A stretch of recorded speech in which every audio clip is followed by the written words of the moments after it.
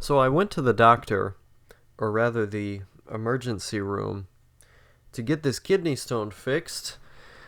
And they basically told me, they gave me pain medicine, but they basically told me I had to go to urology because in their eyes the pain wasn't severe enough and it really wasn't their department. I don't know if it had to do with expenses or what, but they basically just told me, "Oh, go to urology. We're not going to deal with this problem here."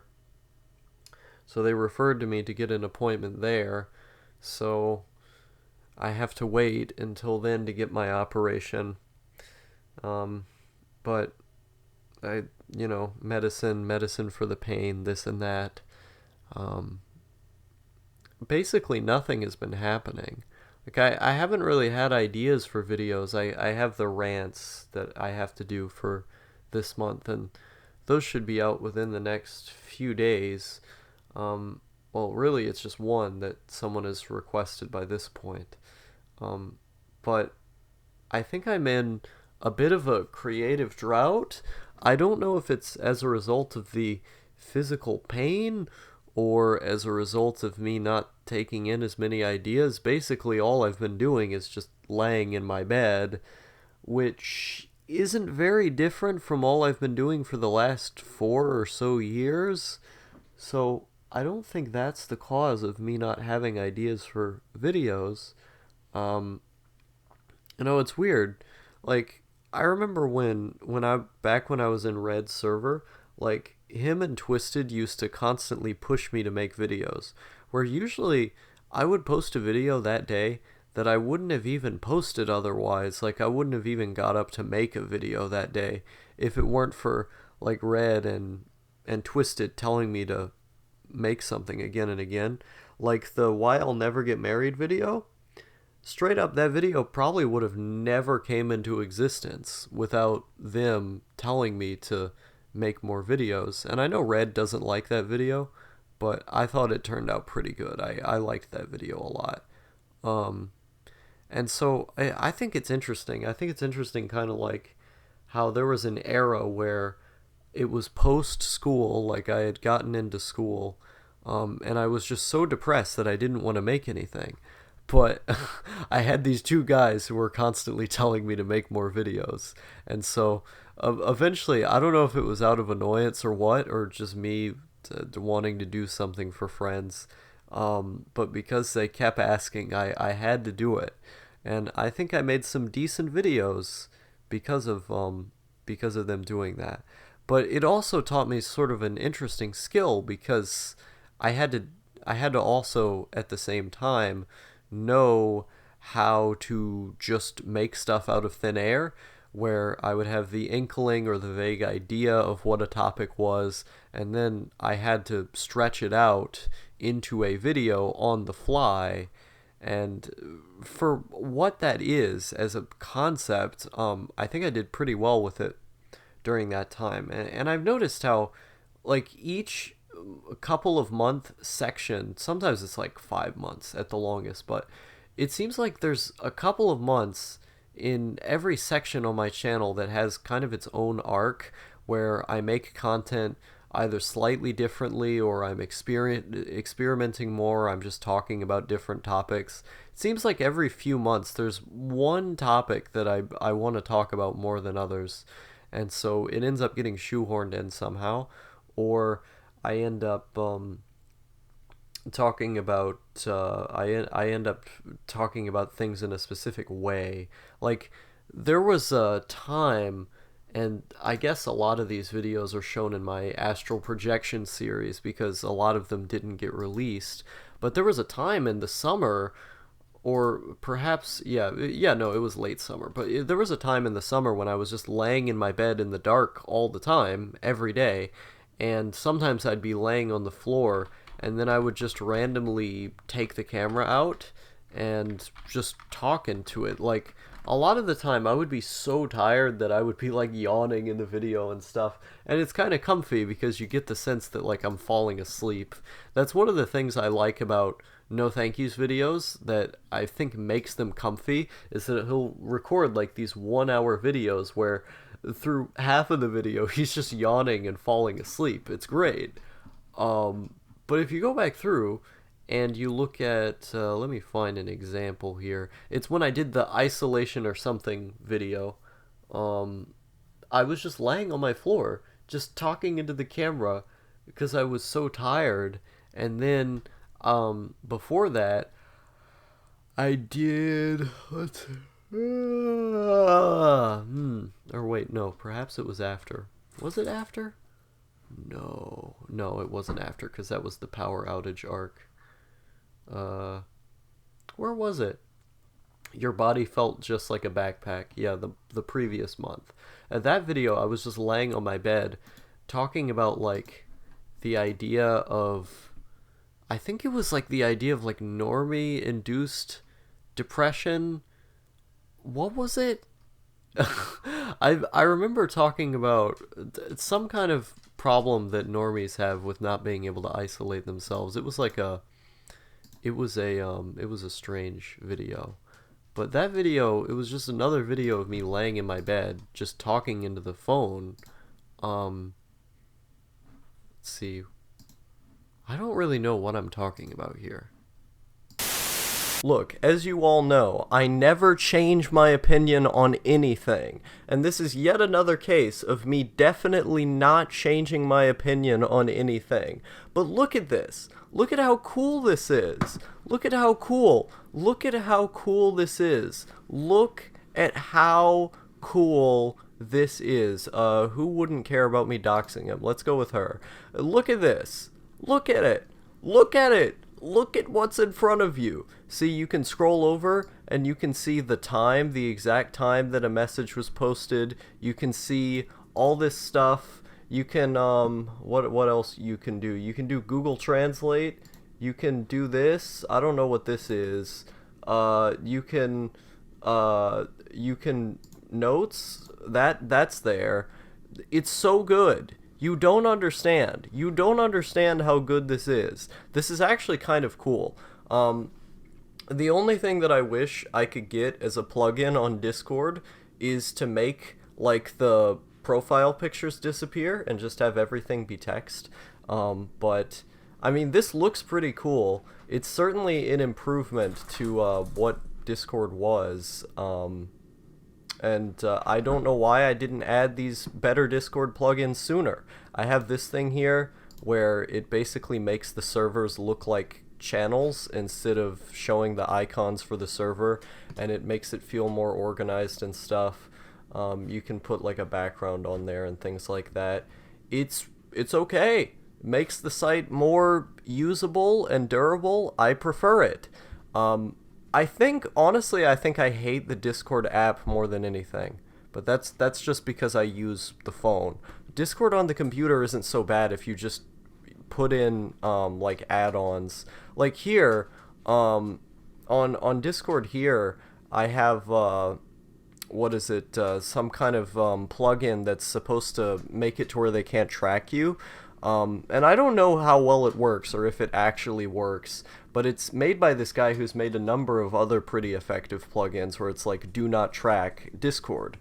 And it's great. It's a great idea because now you aren't being tracked by anybody. But this is another thing I can do, is that if I want to view someone's avatar, I can just do it like that and it makes it into a big image. I think that's kind of cool. But if I want to change someone, you can go to local user settings, and his name is No Thank You. Let's say I want No Thank You to be, I don't know, blue. Okay. No Thank You's blue now. He's blue. And I can just keep going down the line. And it's pretty cool. It's pretty cool, I think. I think this makes Discord more bearable because it gives it a personality. It's not just a gray hellscape. You have a few more options. Better Discord. I've known about this for a long time, and I've used themes and stuff on here before, but I've never considered the idea of using plugins to customize the experience. So I guess I'm not that much of a boomer after all. Guys, I think it's another one of those nights.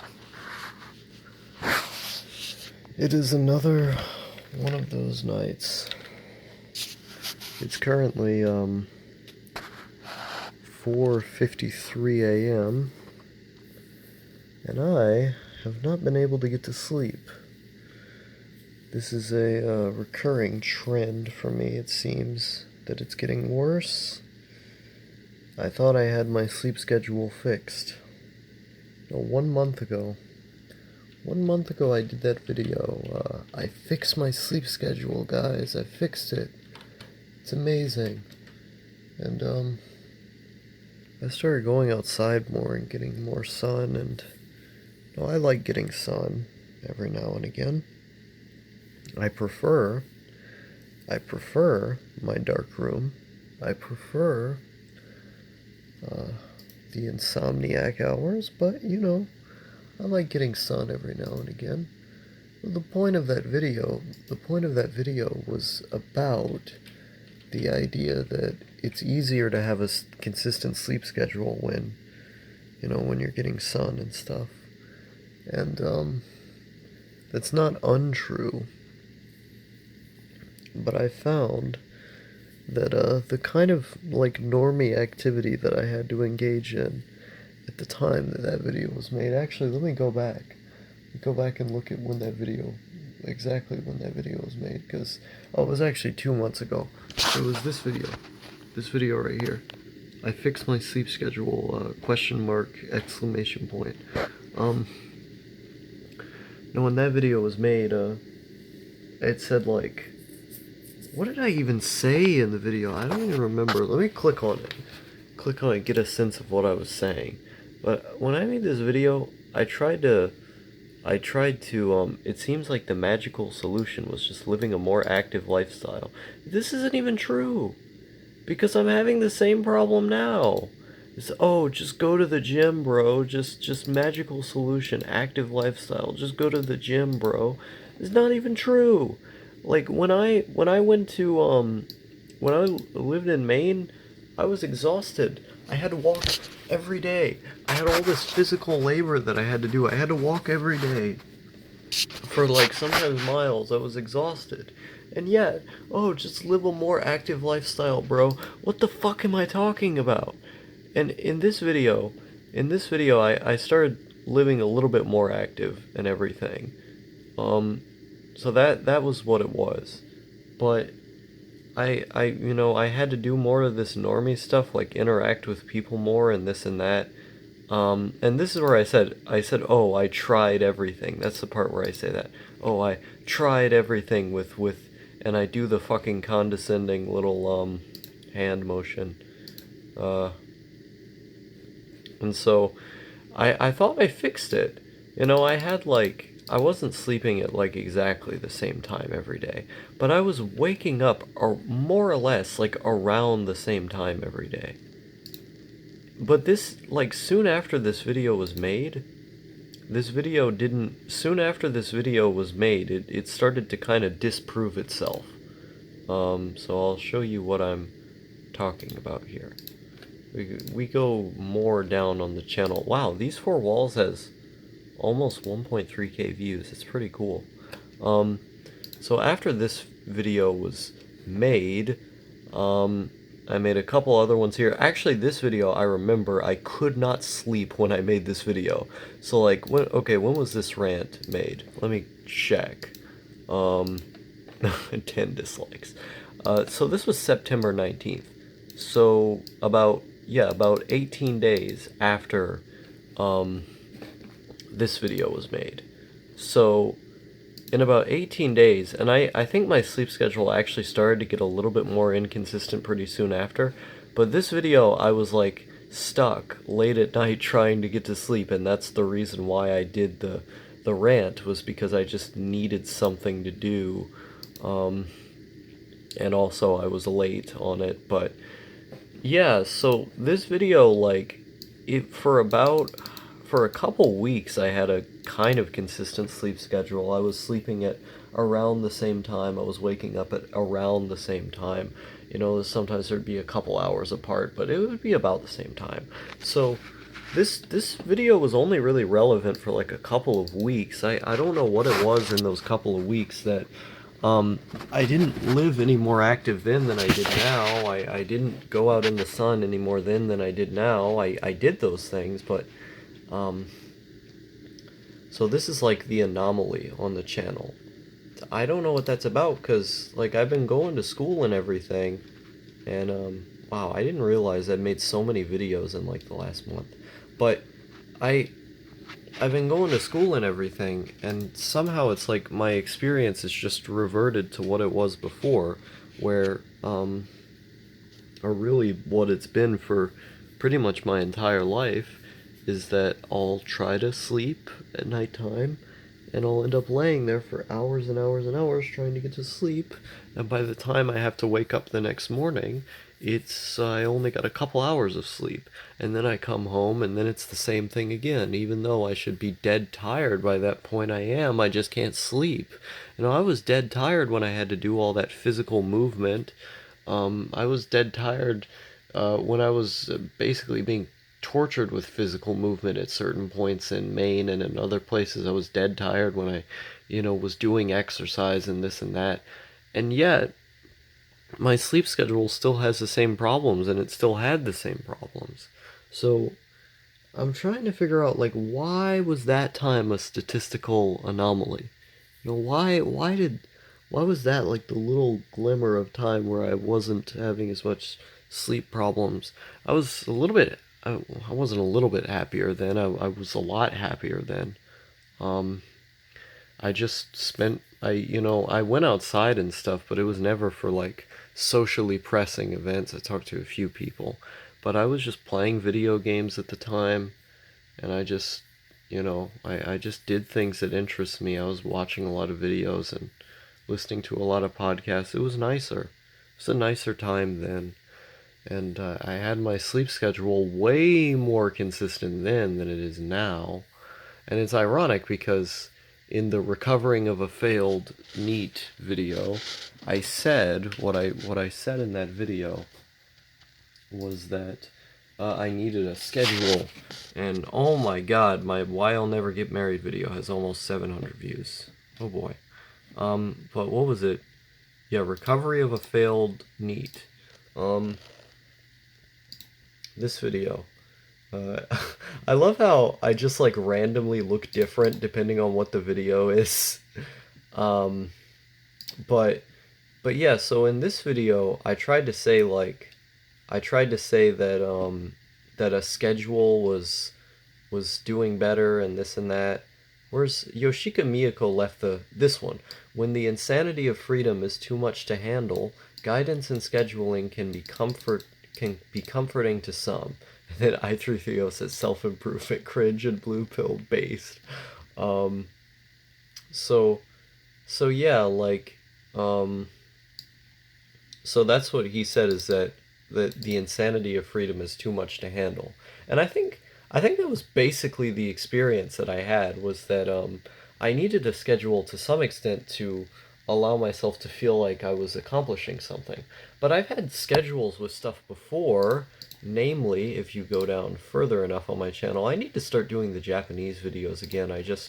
I haven't been doing them because I've been in school and like they weren't really interesting to me to make. I kind of said most of the stuff I had to say.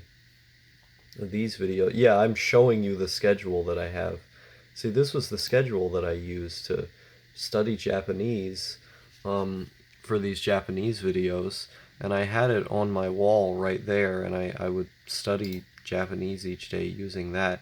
These videos had more interesting editing to them. They had more stuff going on than these had way more stuff going on than my other videos, I think. I like did a lot of editing and cuts and stuff. These videos were fun to make. Would like show you random stuff I was doing. Yeah, no, I like doing these. I should do them again. But I was on a schedule. Oh boy, that was May 22nd, 2019. So that would have been after April when I turned 17. Oh boy, I'm almost 18 years old. This video, I liked having a schedule when I made that. And I did it Clean your room. I had so I had a schedule when I was doing Japanese, and I stayed at least kind of consistent with it. Like, the thing that I was supposed to do each time was that I was supposed to do my space repetition system, my Anki reps, every day as soon as I woke up. And that was kind of a schedule, is that there was that one thing I was always supposed to do when I woke up, and I tried to do them before I went to sleep too. So I had like somewhat of a a rudimentary schedule to feel like I was accomplishing something. And so I like schedules in that sense. I don't like hard line schedules that are like imposed upon you. I like self-inflicted schedules where it feels like you're accomplishing stuff. And I thought, on the surface, maybe school will provide me a schedule or something. Maybe being in school will provide me the kind of schedule that I once had, with doing Japanese, and hey, maybe that'll make me feel better or something. And for the first like 4 days of going to school, I was pretty positive about it. I thought, everything's going great, and it feels nice to get stuff done, right? I kind of liked doing the arithmetic and the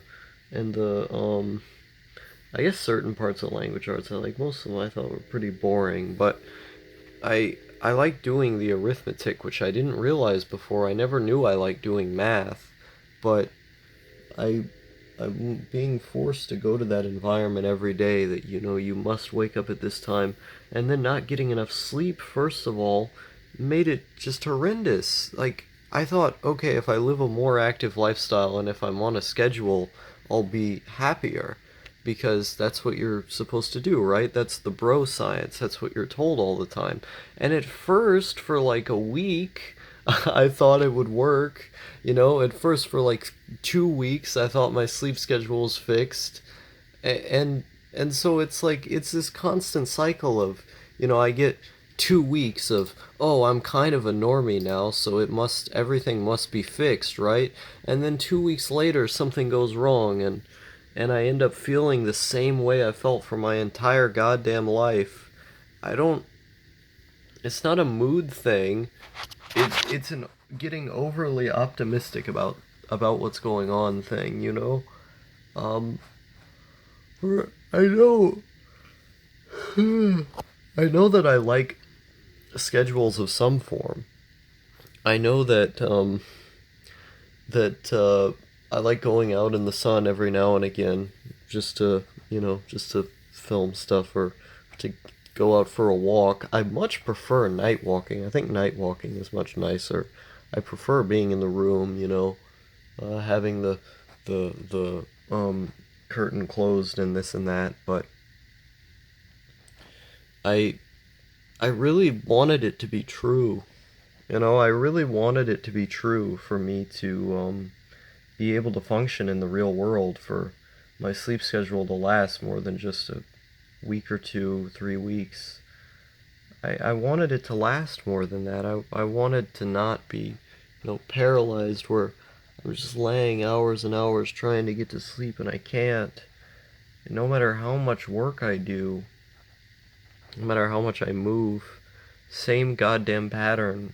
I take medicine for it, and then after 6 months the medicine stops working. You know, I thought maybe this time around, when I'm around people, being around people won't just make me sad or depressed. Listening to their conversations, seeing who they are, they're all so boring. It feels like there's nothing for me there. Where I either feel indifferent or sad when I'm around them. And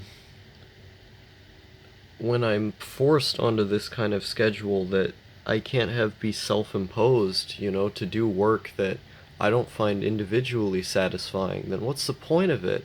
I can restrict my own freedom, but I want to have the freedom to restrict it. I don't want someone else to restrict it. Um, so I don't know. I don't know. Now it's 5:08 a.m. I mean, it's daylight savings time, so maybe I'll get more sleep than I would have, but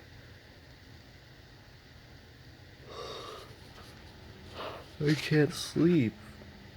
I've been trying for like 3 hours now, or 2 hours, something like that. And I just can't sleep. Now I have 2 days off. I have Monday and Tuesday off. But, you know. So why did I have to buy into this normal fag shit, man? No, I thought, oh, just self-improve yourself, bro. Just be a normal fag, bro. And I tried doing that so many different times before this. I tried meeting people in parks, so I just come up and meet you.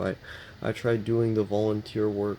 I tried interacting with family and making friends. And I tried going to school before.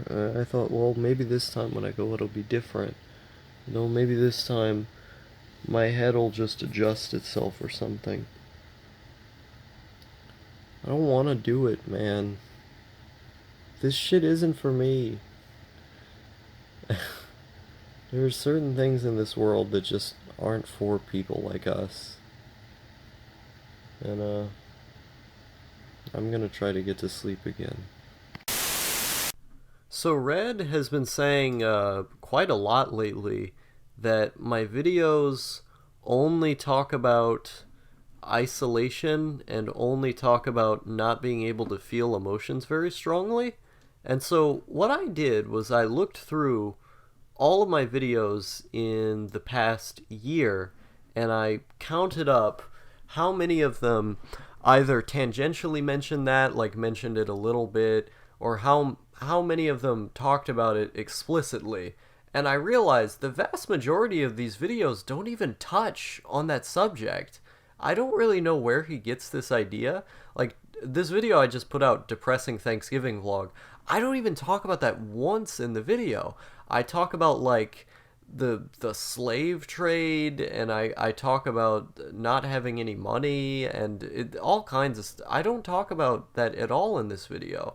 This video, Physical Representations of YouTube Memories, in this video I'm talking about the idea of specific things that you own, like, oh boy, an ad. Did you oh forget boy, to pay for virus this protection is for, so like, much the fun 30th watching week my in a own row? ads. But I talk about the idea of, like, specific things that you own, like, oh, look at this is the tablet, I remember YouTube on this, I watched blah blah blah. You know, it's a video about how you can have physical items in the digital world that you associate with digital memories. That's what that video is about. I don't even talk about that topic once. You go to this video, Discord is degenerate.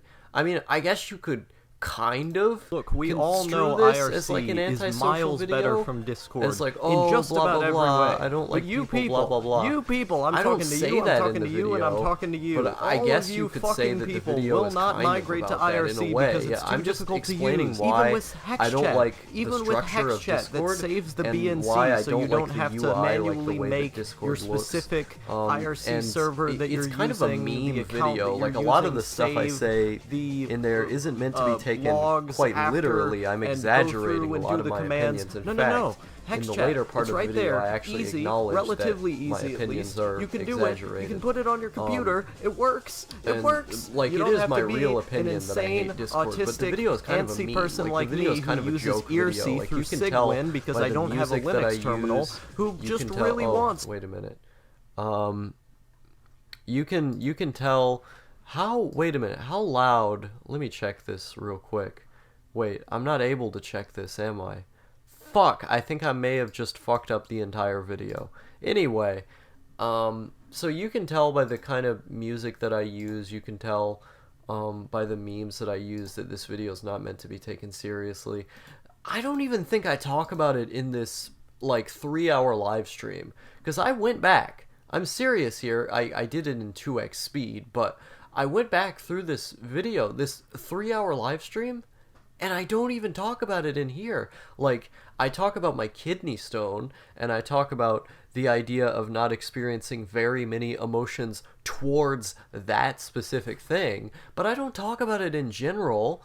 Like, I talk about, oh yeah, no, other people were so worried about the fact that I had a kidney stone, and I wasn't that bothered by it. I say that, like, 2 times in the entire stream. I don't even talk about it in the stream. This video, I have a kidney stone.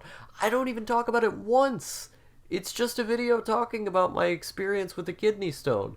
This video, this is an Ava shitpost. This is an Evangelion shitpost about ISIS. This is literally me comparing the characters of Evangelion to ISIS characters. That's all that is. I never talk about it once in here. Ranting about Damon Garcia. Never talk about it here. This is just me reviewing a guy's YouTube channel. Dreams are very strange. This video, I never talk about it. I just talk about the idea that dreams are strange, and then at the end I complain about how bad Evangelion is. And then I think around this part right here, I talk a little bit about dealing with criticism from others, but again, it's not about, oh, I can't feel anything, I don't feel anything around anybody. That's not what I talk about in this video. I may talk about social relationships with other people, but I don't say, oh, I never feel anything. It's a new idea. It's an idea that I haven't presented before. This video, I don't remember enough of this live stream to know. This video right here, never talk about it. We talk about Yang Bucks. We talk about the concept of cringe as a word and how based and cringe have kind of made a comeback. We talk about the console generations and how the Switch is kind of like the perfect console. We never talk about that in this entire video. I need a vacation. Never talk about it in this video. I just talk about the idea of being really depressed, and being depressed specifically because of lack of sleep and having to go to school.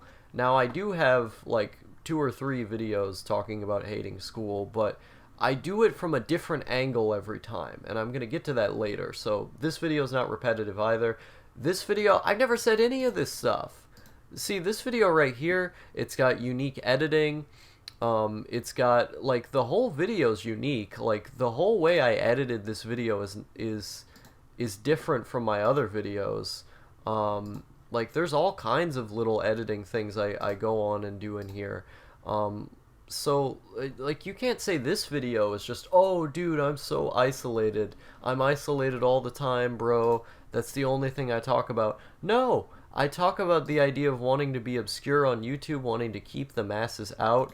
And incidentally, I have 2 other videos that are part of the same series, but they don't talk about the same thing. You know, in this video, I talk a little bit about, like, gated communities and stuff, and, like, the concept of gated communities, and it's just telling people to unsubscribe. And then this video, rebelling against the mainstream. In this video, I talk about the idea of my channel getting too, like, I guess, clickbaity, trying too hard to be popular and this kind of stuff. This video is just about the concept of trying to be obscure, but it goes at it from a different angle of the first video and the third video. And so even though they're talking about the same topic, they're talking about it in different ways. Sad Boy Star, this is another one. I talk about wage cucking in this video. I talk about the prevalence of wage cucking and sort of the problems with wage cucking. But I don't say, oh, dude, I'm so isolated, I hate other people so much. I kind of analyze people's graffiti in that one part. I walk around my town. In this part, I talk about the housing crisis and what caused that, and I complain about, you know, the idea of us not having, like, universal housing and how that's a really bad thing. And I also talk about how some people online think I'm like a sociopath, and I'm just walking around the street. I'm showing you, like, the train and stuff. Again, not a repetitive video. I forget everything. The title is straightforward. I'm literally talking about forgetting everything. Stuck Awake, I don't think I talked about it in this live stream either. Now, granted, I didn't watch through the whole stream. I just kind of jumped around a little bit to get an idea of what I said in the stream, but I'm fairly certain I did not talk about this topic in this live stream. Let's keep going down the list. I finally slept after several days. I don't know if I talked about it in this stream or not, because I'm not going to watch this entire thing, but I just played Sonic, and it's a live stream anyway, so you're destined to at least repeat some things in a live stream. This video is literally just footage of me walking around town.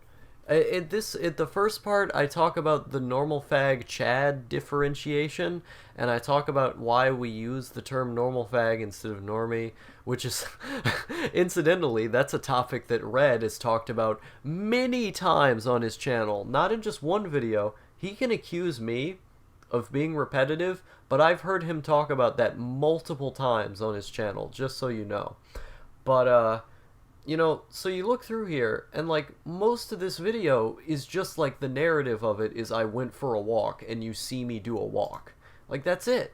And I talk about memories on R9K and stuff. Like, I don't even talk about that topic once. This video, another case. It's just me walking. You know, you see me putting my shoes on and getting ready and stuff. I talk about Daniel Lord hiding in my room, and I walk around, and I talk about why I like the weather so much, why the weather is cool to me. I don't even talk about it once. And so let's keep going down the list. This is just a happy video of me saying how much I like snow.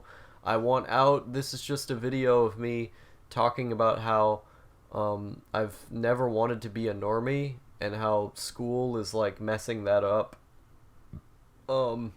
Pretty straightforward. I guess this video kind of plays into what Red is talking about. So that's check 1 on his list for him. Even though I think I do it in a different enough way for it not to matter.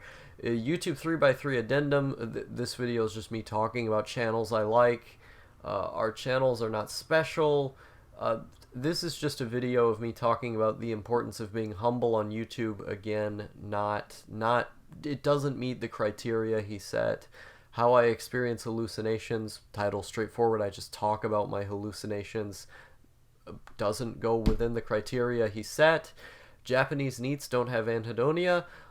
This video, I just talk about the interesting phenomenon with Japanese NEETs, the fact that they play more video games and watch more anime than American NEETs, who tend to be, like, really depressed about the fact that they're isolated. That's really the only point of this video.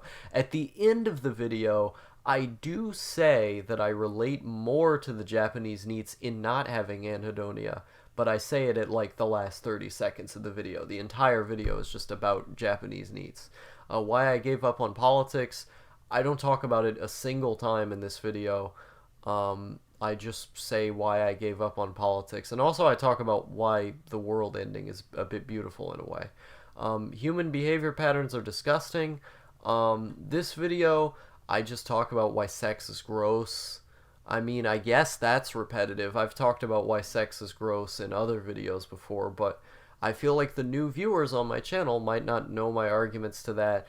I also talk about manipulation and why manipulation is, like, bad. So that's not really something I've talked about very much, so it's not really a repetitive topic. Podcasts I listen to, I don't talk about it here. Stop giving me Chad advice. This was a response to the video that Wes made, responding to my Why I'll Never Get Married video. And it's a response to people who were in the comments who kept telling me, like, really, really normie shit that, like, every person says that we've all heard a million times. I've actually never made a video telling people that, and so that's a first time. And then I guess in the video I also say that, you know, I've been like this for a very long time, and I doubt I'll change. And I said, when I've been this consistent, you know, how can you see it any other way? But most of the video is just, like, the video is kind of shitposty.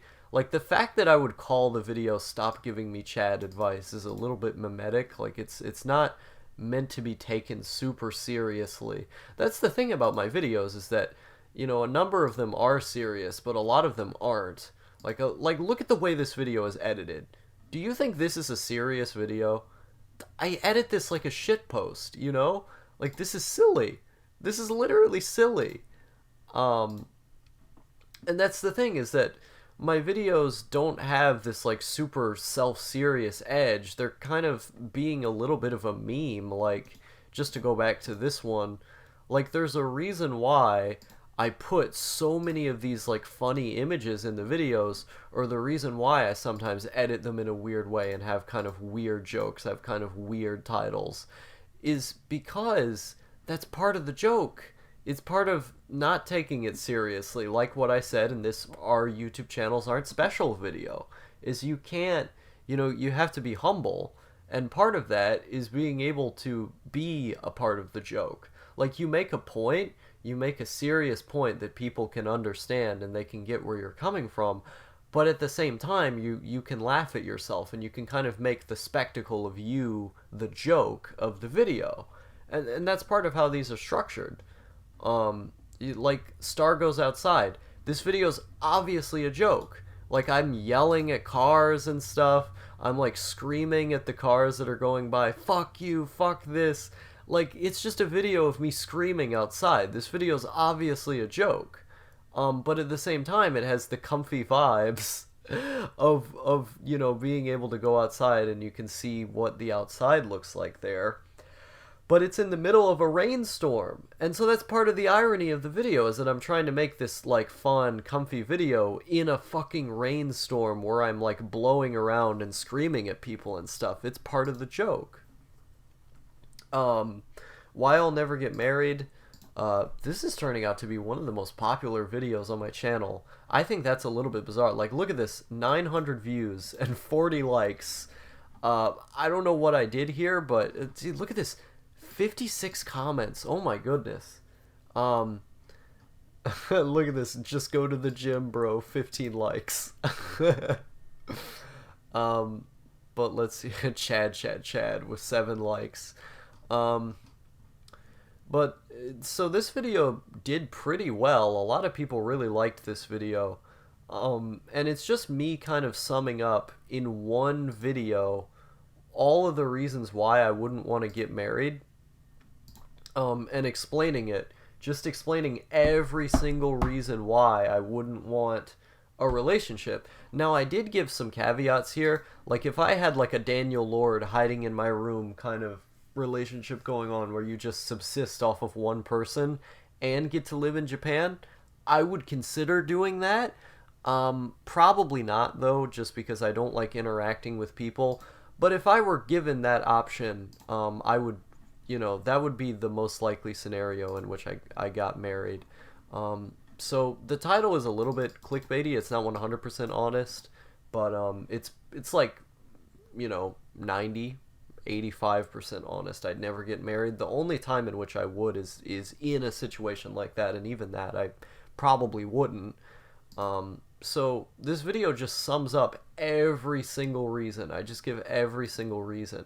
And yeah, some of these are stories or ideas that you've heard before, but you've never heard them in one coherent package. School is driving me insane.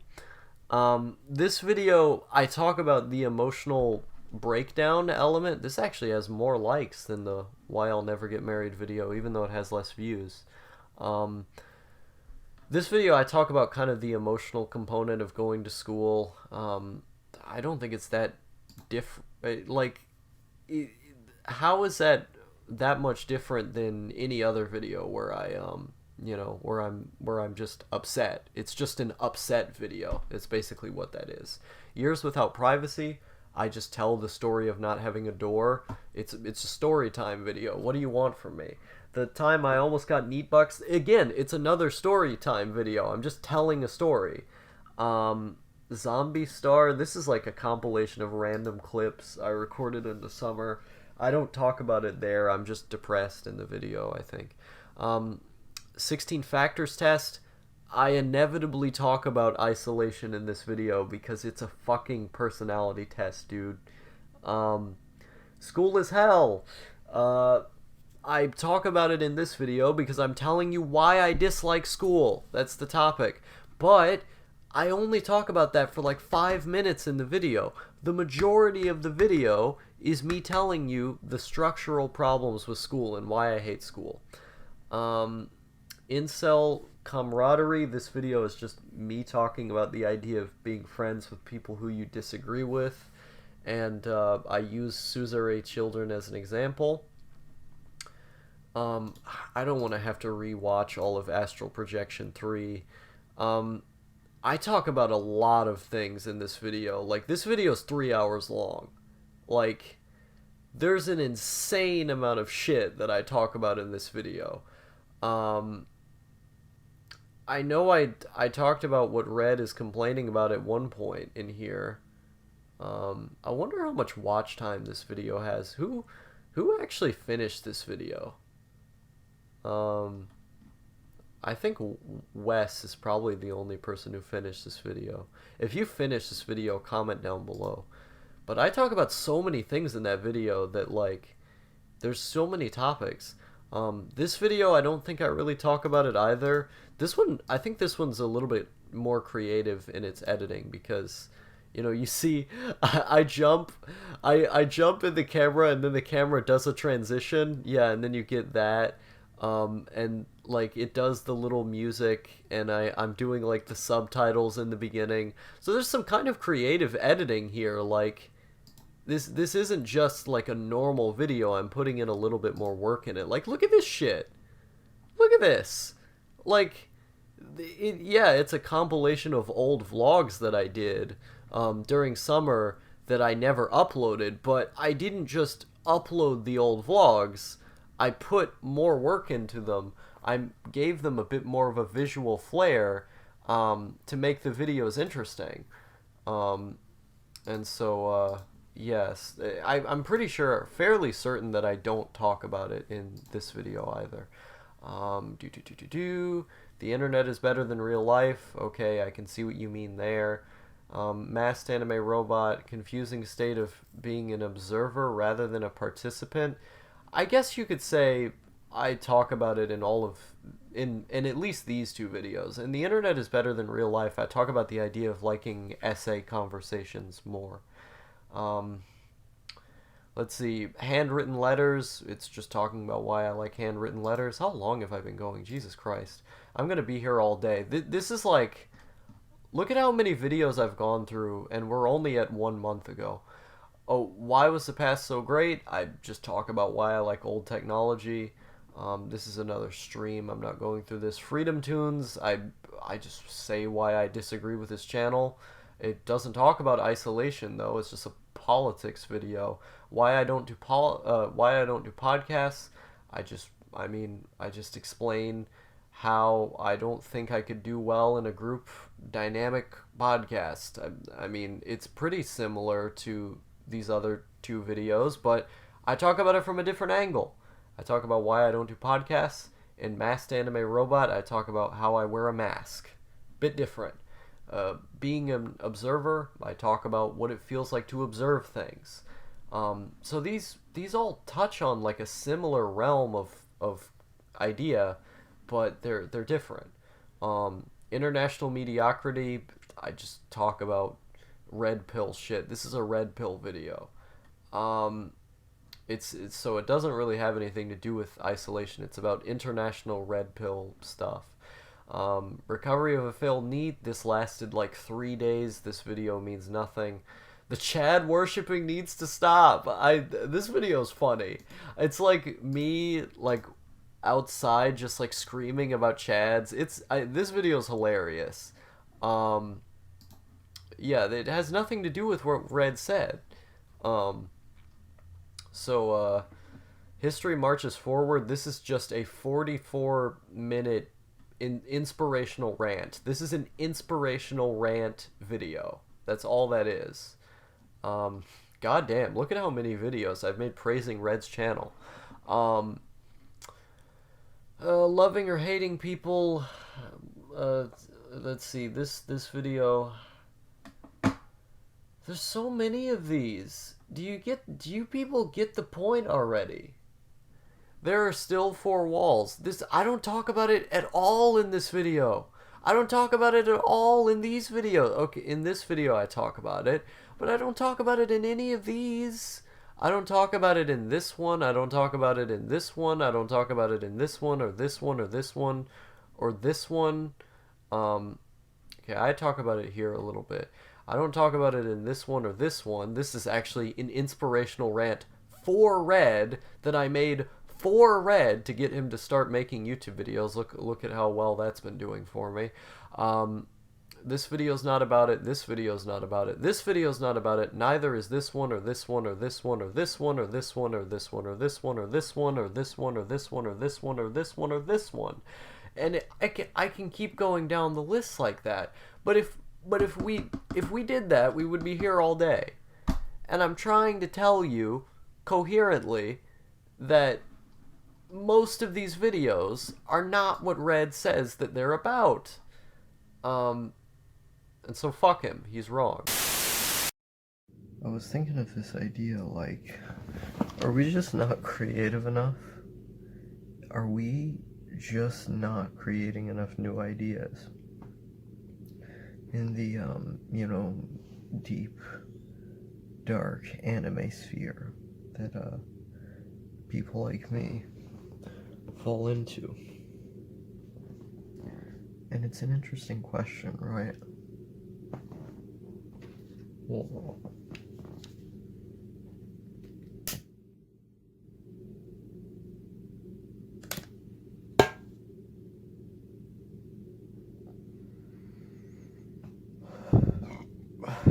It's an interesting question. I think to some extent, yeah, people just are not creative enough.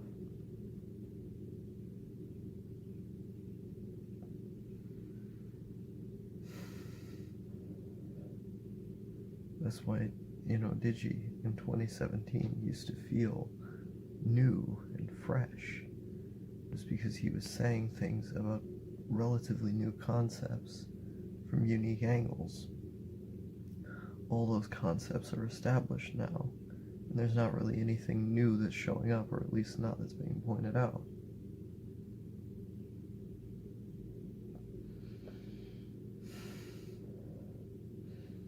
And so what we end up with is a situation in which the old ideas spell out the new ideas, or the old ideas are simply engulfed, or the new ideas are simply engulfed by the old ideas. How does that change?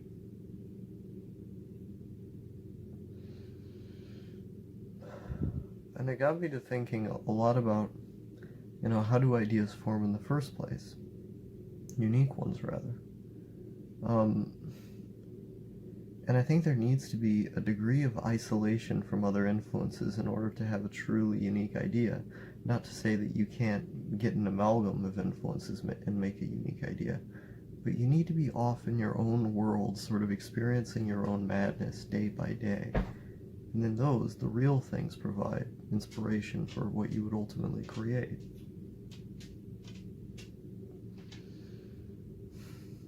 I don't know if that's radical or not, though. Like, if you look at all of my best writing, it's all solely experience-based. It's about experiences that I've had, and that's what drives it. That's the motor that turns the machine.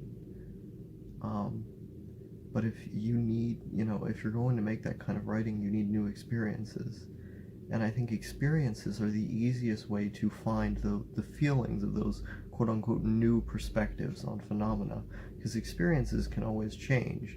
Your ways of analyzing things are much more difficult to change, If you're not constantly analytical to the best extent, then, you're not going to be able to reach there.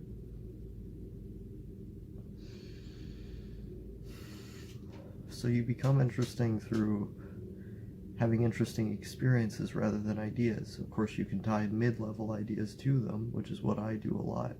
Like, I don't have the best ideas. I don't have the the most ideas, but I have some mid-level ones that I kind of throw in there, and sometimes they're really meaningful to somebody.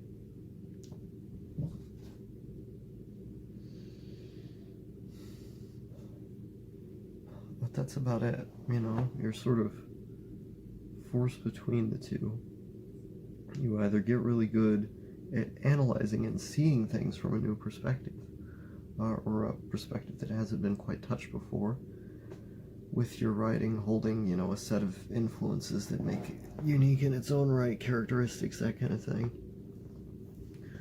Or you can get some of those things that I just listed while also having the main backing force of your writing be experience. I happen to be the kind of retard that needs pure experience to be able to be inspired. Not necessarily. Sometimes I've written posts that are about experiences about not doing things, literally me analyzing that experience, and I was able to create some kind of fun narratives throughout of them, out of, you know, just being a writer, being able to conjure that kind of thing out, being able to put a set, tell a story. But you can't do that forever, you know. Like, there's always going to be a point when there's always going to be a point when you run out of that. And then you need more experience, and you also need to be taking in more information. So the more information you take in, that's the more, you know, inspiration. But you do that after the break. Well, that's what I'm thinking. I'm thinking of going on, and I fantasize about this all the time, don't get me wrong, going on a big break from the internet, from everybody, from everything, and just being in, like, you know, an immersive setting. That's almost out of my control, you know? Or just be away from everything for a year, and then come back. By that point, a wholly changed person in a lot of ways. Have a lot of ideas for vlogs. I'll have a lot of new ways of looking at things. I'll have a lot of experience to share. And I think about that a lot. You know, what if it wasn't just Star the Daily Vlogger? What if it was, Star the Adventurer from long worlds past? Where did it go? I think I lost it. No, I did in fact not lose it. I just forgot where I put it. No, probably one of the most profound parts of Cowboy Bebop, or at least what it tends to be known for thematically, is this idea that you are going to carry that weight. I almost flashed you my bank card. That would have been bad. You're going to carry that weight.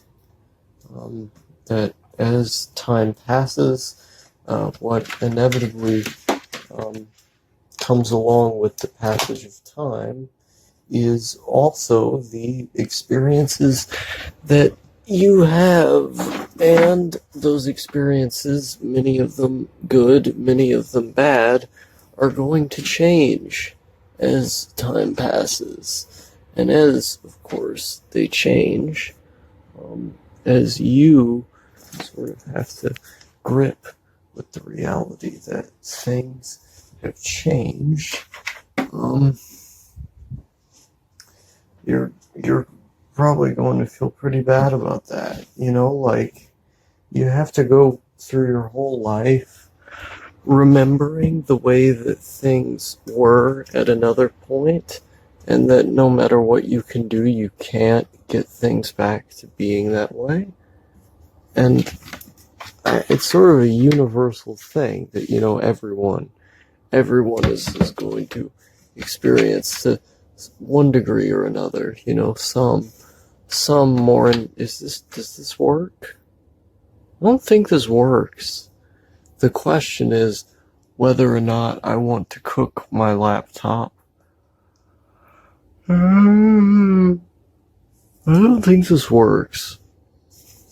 No, this doesn't work. There's too many cords under here. That's the problem.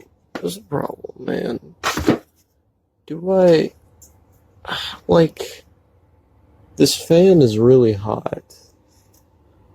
do I think this is necessarily a good idea? Maybe. Ooh, almost fell down. Maybe what I could do is just like maybe what I could do is just like close this and then plug.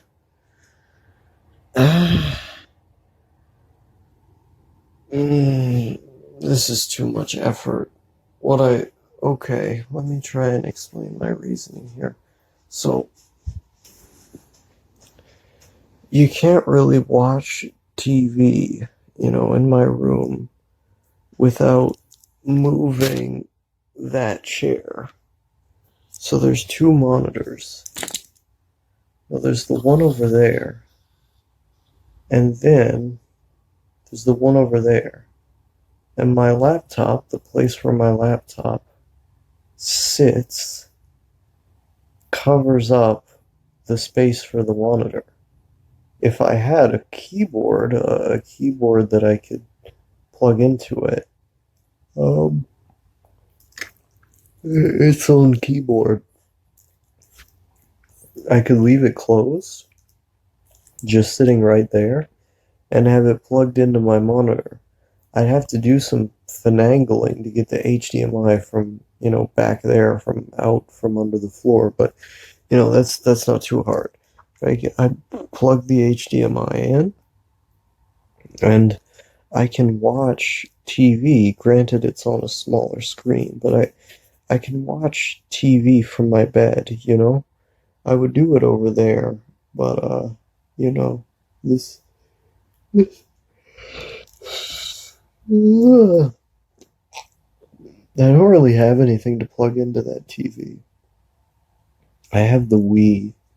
I tried to plug the Wii into that television, and I just couldn't find a good cord setup because the NES is plugged in, and I have to run the cord from behind there, like it goes out through where that drawer is, and then I run the cord from behind, and then it goes over there, which is a really convoluted cord setup to have. It's really not ideal at all. It's just I just don't put money on stuff like that, even though I should.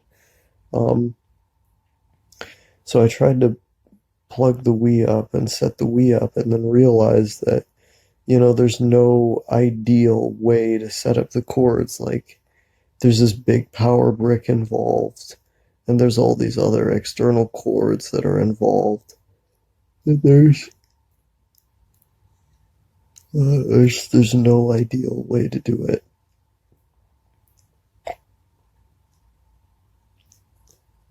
You start to kind of consider, like,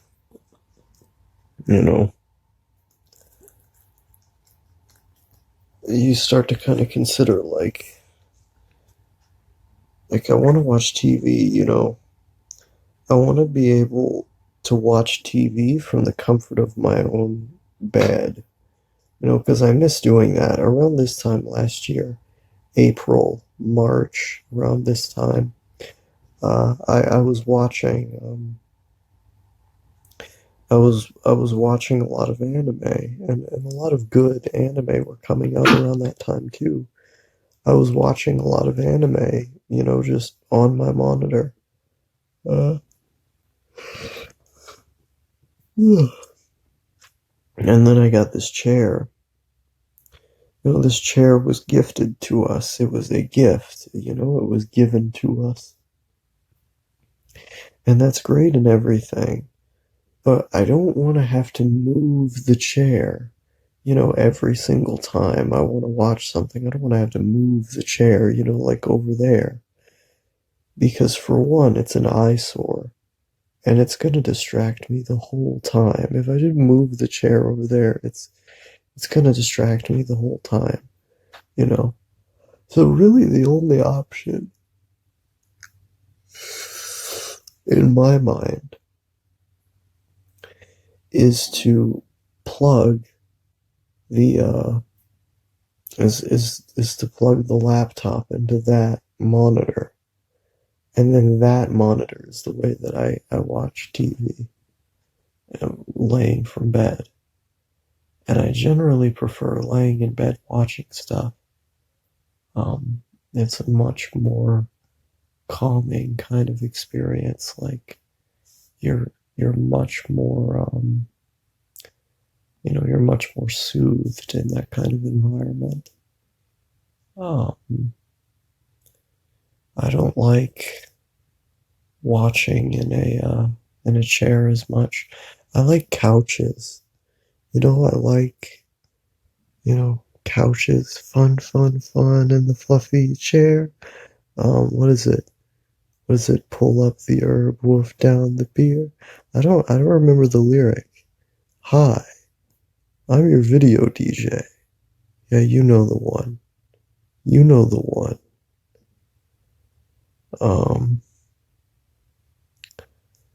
What was I talking about? Oh yeah, couches. So I like couches a lot because they sort of provide this like in between point between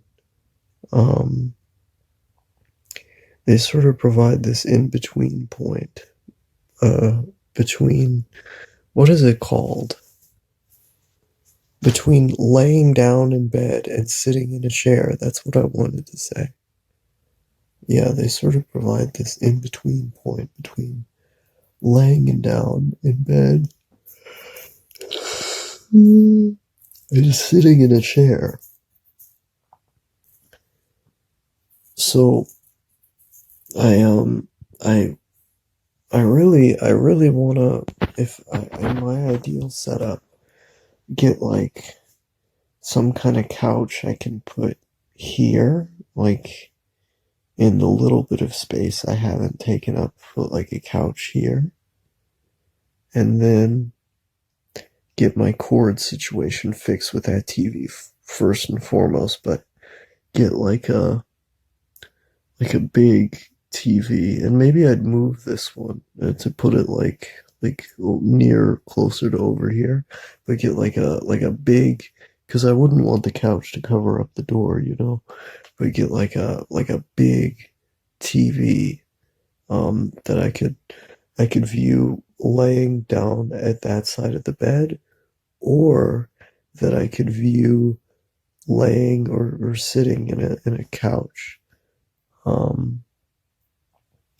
So that's kind of where my head is at. And I've wanted to do this literally since that time period last year, since like that, what is it called? March, April time period, when I was watching a lot of anime, laying down in bed, watching on that monitor. That was a compromise.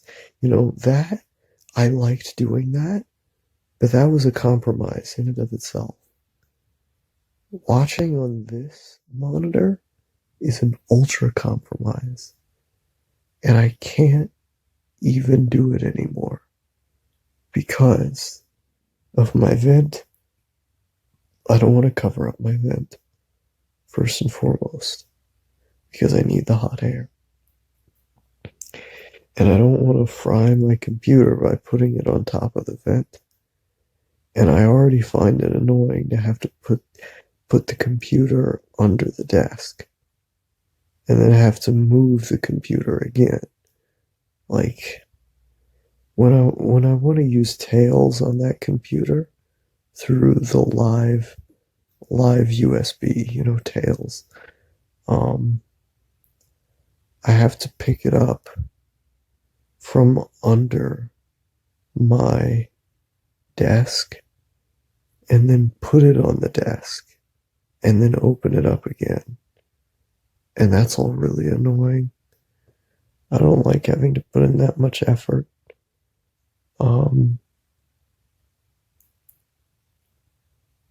I forgot the point to this video.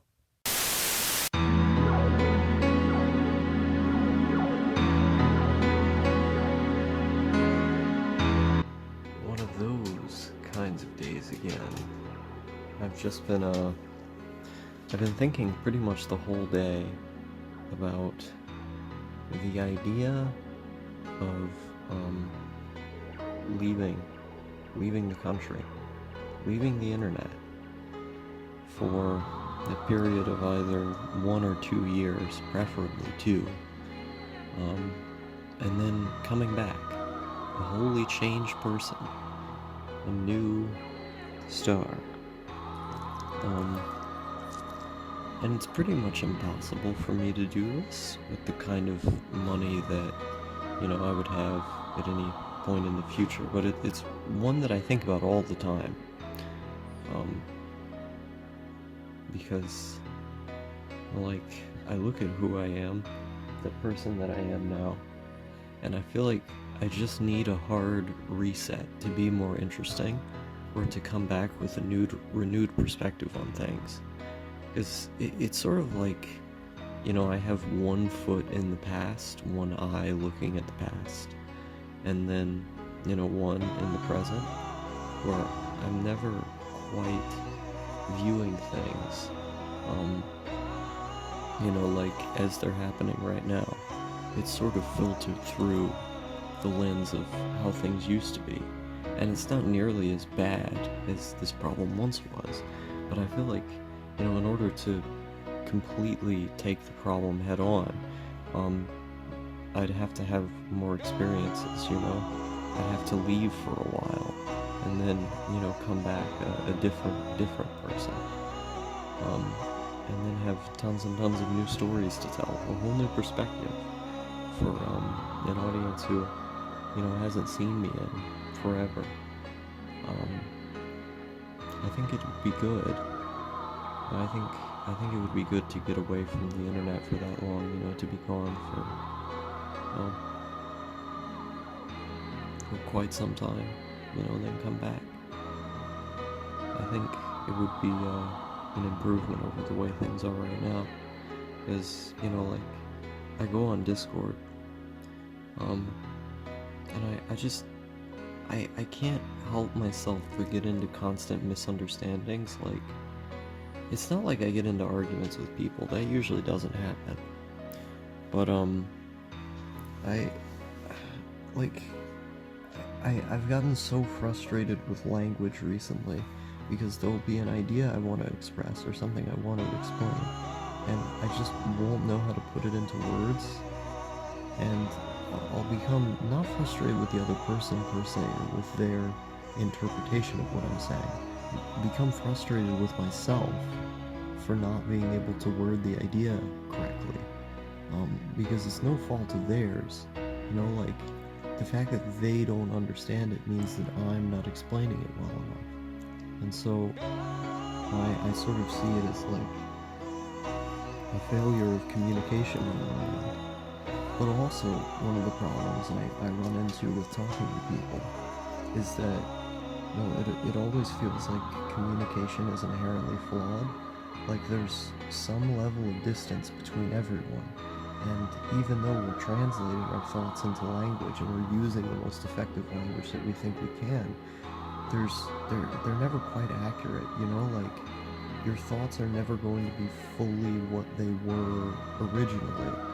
That's an impression that is yours, you have it, and the act of putting it into words is just sort of trying to translate that thought, and you can translate well, you can make the meaning relatively known, but you're never going to be able to fully communicate the idea, you're never going to be fully able to be understood, and out of this continuous frustration I've had with words, I've tried to learn how to use them better. I've tried as hard as I possibly can to look at language and how to express things, and on some level, it feels almost like it isn't for me. It feels like using language in an abstract sense is something that, doesn't really feel natural to me. It's something that I have to train myself how to do, and the reason I do it is because that's how I can be understood. I want people to understand my perspective. And, it seems kind of like a narcissistic endeavor, but every endeavor is kind of. You live with yourself. You know, you have to occupy the space that you occupy. You're always with your mind. There's going to be certain sensitivities that you have to other people as a result of spending so much time with your mind. And in order to make it more comfortable, you seek this sort of external validation, or not even validation, like not people agreeing with you, but simply people going, oh, I see where you're coming from. So you mean this? Yes, I mean exactly that, you know? I don't want people to agree. You know, like, on most things that I say, I'm not trying to advocate for my point of view. I don't really care what you think. You can think whatever you want.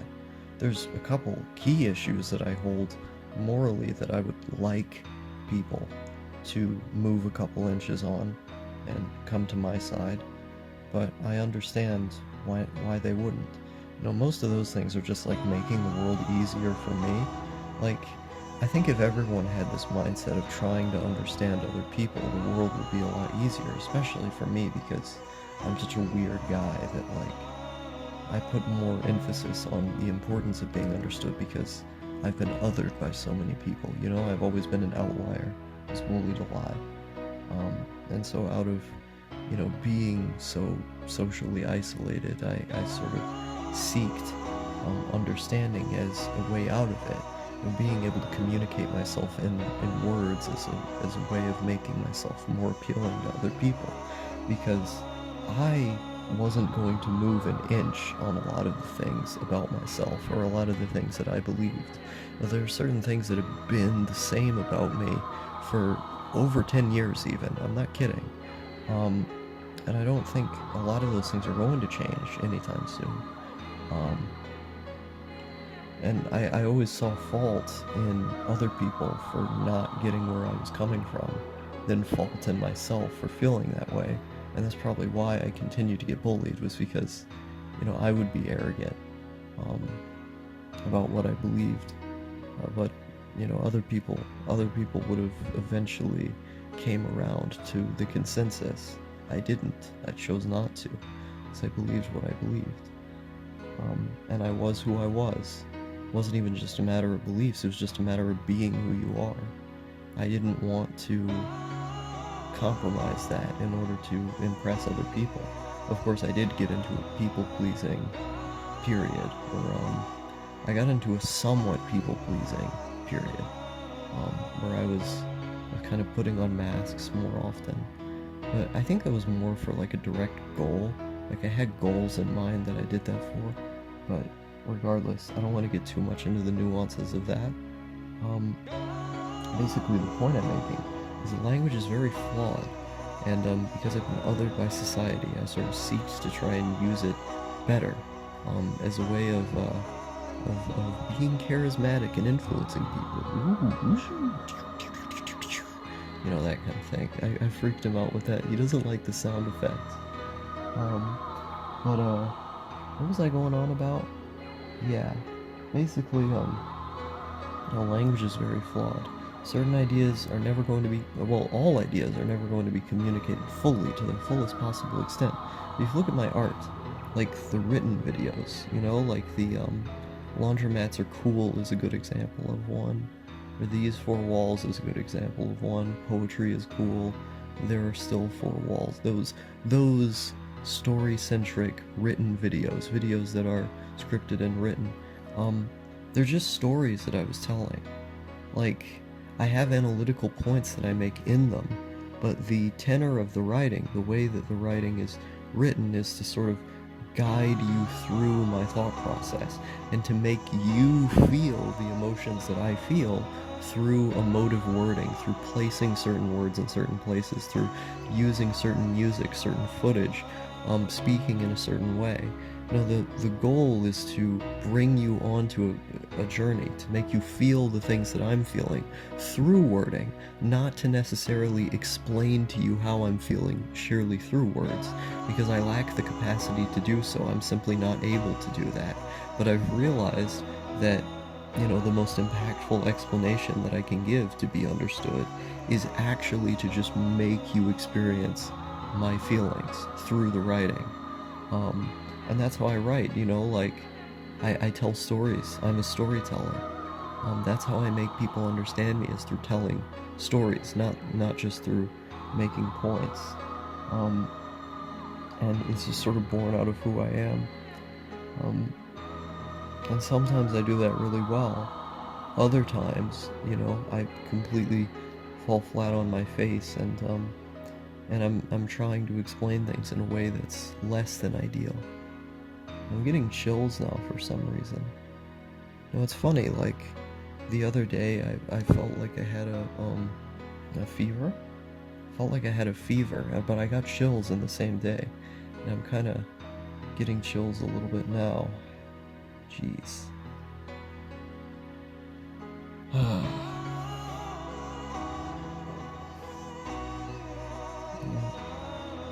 My throat has hurt for, I think, about a week now. I think it's been about a week. My throat's hurt.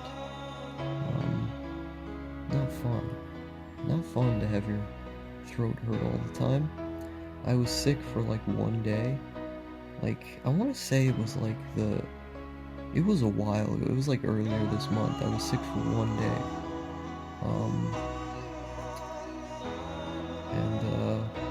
Yeah, I had like, was coughing a little bit, and I just felt really sick. And ever since then, my throat is hurt. I get chills sometimes. Most of the time, my throat is just hurt. I had a theory, I was developing a theory that I had COVID-19, but I didn't feel bad enough because I had those flu-like symptoms, like for one day, and then they were gone day after. And instead I've just been sort of left with the residue of having a sore throat. I don't know what that's necessarily about. It would be really funny if I had COVID. But, anyway, COVID is an Asian colloquialism, so I'm going to go on to talking about Japan now. If I were to, like, study in Japan and be completely disconnected from the internet, no distractions of any kind, except maybe, like, the host family, like a Japanese host family, having, like, a computer. I mean, they would have a Japanese keyboard, so I'd really just be exploring the Japanese internet. Maybe they would have that, but like, a lot of host families are just old people, and a lot of Japanese people don't even have computers. Like, computers aren't really a normal thing in Japan. Outside of the workplace, a personal computer never really caught on. Neither did the internet in really any significant way there. People still use flip phones all the time. And so, if I had a host family, they probably wouldn't have a computer. If they did, it would be in Japanese. And even if they did have a computer, I probably would not even be allowed to use it. Because I would, spend quite some time not being able to properly communicate with them or ask questions. There'd probably be quite, some time of me doing that. So, if like, I know I'd need like $24,000 to go to a Japanese school for 2 years, which is quite a lot of money. I don't remember exactly how much per month it costs to stay with a host family. It's not too expensive, but basically, I'd need like over 24,000. You start entering like the 36,000 range, kind of, in order to do an exhibition like that.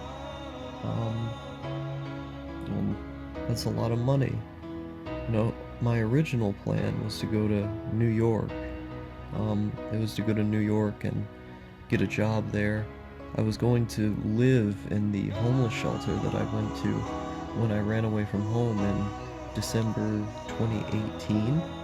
When I ran away from home in 2018, I went to this shelter who told me they would give me transitional housing for, up to a year for free, and give me a job. New York minimum wage is $15. So my thinking was, well, if I go there and I just use their transitional housing for a year, I would be able to, what is it called, I'd be able to have enough money saved to go then take that money,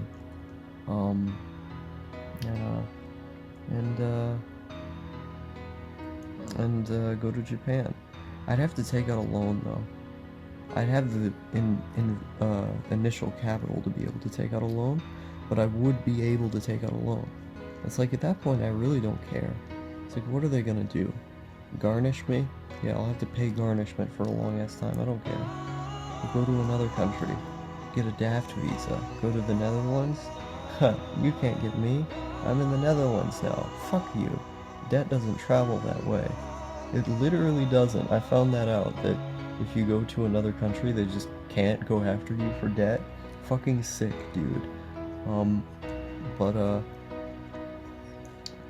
Like, what was I saying? Yeah, so I wanted to save up a bunch of money, and then like go into debt, and then go to like Russia or Japan for like a year or 2 years, and just not be online, just just be focused on the study, the task at hand, until I come back when I'm like 21, or I guess at this point I have to, if I were to do this plan now, I'd have to wait until this COVID stuff is over to do this plan. So I'd be leaving at 19, because COVID's probably not going to be over until like April of next year. So I'd be leaving home at 19 to go pursue work in New York. And then I'd have to wait for the time it takes to get a job, I don't know how long it would take for them to set me up with a job. I have to do that for a year, so I'll be 20 by that point. And then I'd be 22 by the time that I got back. Who knows if I'd even still had this plan by then. I'll probably have a different plan. Knowing me, I'll probably have a different plan. So it's unlikely that this plan will be fulfilled, but it's something that I've constantly thought about for quite some time now. A couple years, I want to say. I wasn't thinking about it in 2017 or 2018, because both of those years I was just focused on improving content. But throughout 2019 and pretty much all of 2019, and I guess like late 2018 I was thinking about it. Yeah, I was kind of thinking about it late 2018 as well. Kind of a lot in late 2018 when we get to that like late, like middle, like fall and winter portion all the time. So, the idea of just like incessantly wanting to leave the internet and then come back as a more interesting, developed person, a new character with all these stories to tell, and people who are excited to see you when you come back because you haven't been there for all this time. This sort of concept. I've been thinking about it for, a while now.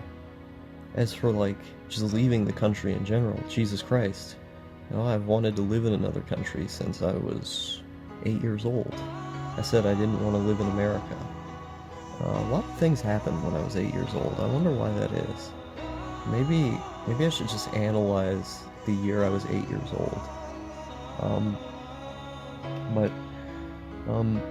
No, I said I didn't want to be an American anymore.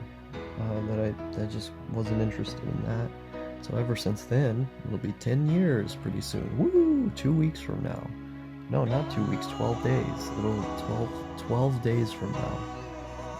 12 days from now, it'll be 10 years ago that I was 8 years old. Amazing. 10 out of 10. Number go up. Number go up. Clap, clap. Claps for star. So, what was I going on about? Jesus Christ, I lost my fucking train of thought, as always.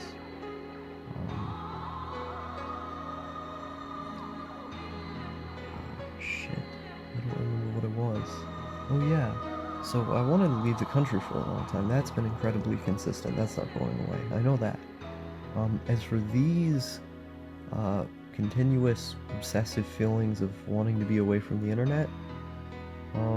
I mean, oh geez, if I were to talk about wanting to be away from the internet, that's been basically consistent ever since I started using Discord more regularly. Yeah, like ever since I started using Discord more regularly, I immediately wanted to not use it anymore. So that was 2017 that happened, at like summer of that year. Like spring-ish, kind of around there, summer. I've ever since then, like, I would like randomly leave Discord all the time, and then I would come back after a, quote-unquote Discord hiatus. It became a habit of mine to, leave for like a week and then come back, or leave for a couple days and then come back, or leave for a day and then come back. I've been doing that off and on for almost 3 years now. It's interesting. It's interesting how that happens. But I always saw Discord as like the enemy of my productivity. My productivity was being actively taken down a peg by the fact that I had people who I was talking to. I wanted to become a better writer. I wanted to become better at speaking on YouTube. Those were my main goals. And so of course I saw talking to people naturally as a distraction, as something that was impeding me from that goal, keeping me from getting there. And it's been a battle. It's been a continuous battle.